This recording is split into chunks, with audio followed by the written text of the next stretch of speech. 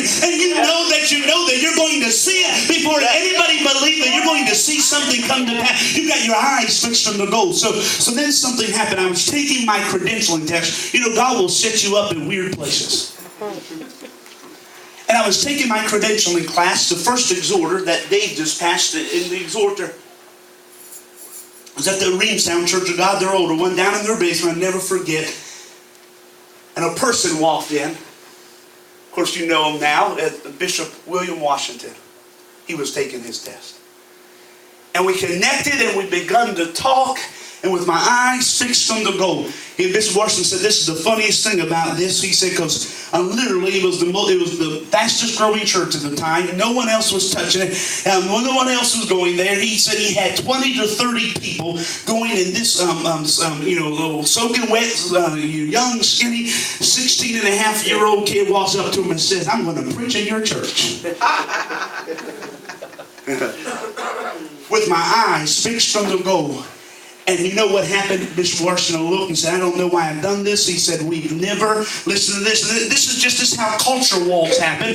But he said, I don't even think we've even had a white preacher preach in our old black church yet. He said, but you're going to be the first one. With my eyes fixed on the goal, I pressed towards the mark. My vision wasn't to have the biggest ministry, the largest ministry. My ministry was this, is that if we're going to get to heaven, we need to learn how to get along, white, black, Hispanic. We need to learn how to love one another. With my eyes fixed on the goal. But watch this. When you fix your eyes on the goal, do you think it's going to be easy? You think the devil's just going to roll over and let you walk through? But I had my eyes fixed. And I tell you this, I drove preaching 350 churches, not that many at the time. And I was driving there and never once, this was before Garmin and GPSs and all that. I never once in my whole life, I can find my way out of the middle of a desert. I'm serious. I never got lost. I'm telling you, the pastors are some of the worst direction givers in the world. And I found my way every time, except this time. The first time I was scheduled to preach at this multicultural church. I got lost. But with my eyes fixed on the goal. Service was starting at 11. And I didn't show up till 12 o'clock. Never happened before. Always was earlier. They did their worship. Never preached. Didn't know these people. Not only that, but they was having a huge revival. They were starting out. I was the first preacher, and they had brought other churches in. There were over 8 pastors there.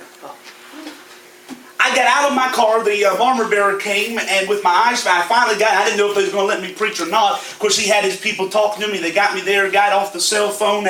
And here's what, now I've never preached this and never been there before. And he got the Bible. He said, well, the music's done. There's not going to be no music. You're going to walk in the door, take the pulpit, and preach. Now, if those of you don't understand, that's an impossibility. No way, no how. I think like Brother Silcock said, you know why they have praise team and praise some music before you preach? Because no preacher wants to face you all right off the street. We got to get you in the mood for a little bit. But with my eyes, and I thought, I got out of that car, and I'll never forget this, my feet hit the floor, and I was thinking, God, all these things are going wrong. This is my opportunity. And something came into my mind that says, Greg, I haven't brought you this far to turn back. And there was no music, there was nothing. I put my Bible in my hand, I walked out, and I said this. Now don't get mad, I was just confident, maybe a little young and overconfident. I walked out, I looked at those deacons, and I said, you don't know what you're in for today. They literally said, I've been waiting for you. And I looked at them, I said, I've been waiting for you for a couple of years. I walked up off that pulpit. As I walked through the door, they said, will you receive today a young evangelist named Greg Myers? They stood up. I hit the pulpit running. I stood up and said, somebody give God a praise. And the organ started to go. And people started to praise. And by the end, we had 60, 80 people slain all over the church.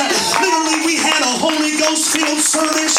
And we didn't look back. Watch it. With my eyes fixed on the goal, I walked